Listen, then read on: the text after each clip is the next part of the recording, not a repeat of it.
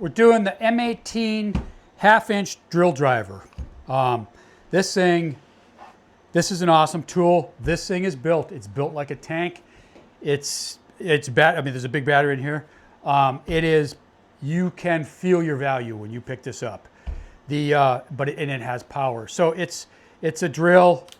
Settings to whatever you want. You can actually set it as a small impact. You can crank it all the way to drill.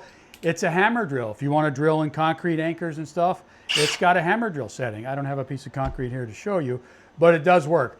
I have no word of a lie. I've got hours and hours of this in my hands, and it's strong enough to where you have to be careful. So you're doing a hole saw, it'll unless you have your setting correct, it'll snap your wrists. Get your settings. They all technically should. Get your setting correct, and so it trips off just before you can't hang on to it anymore. But M18, Milwaukee, again, I say this every time about Milwaukee. I can buy 3 of the cheap ones, and use all 3 of them in the same. Use this at the same amount of time. This one will keep going, plus 3 more. I've spent less money because I put it up front, and I've never had issues with it. And it is, this is cut and dry.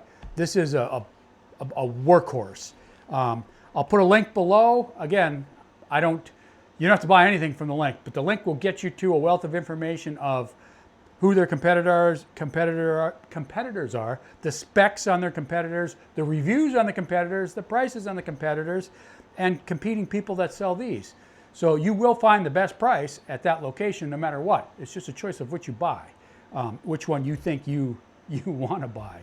But it is, I don't know, this thing, I'm guessing I'm going to have this for another 10 years. And I use all my tools every day. I go through I do a lot of work.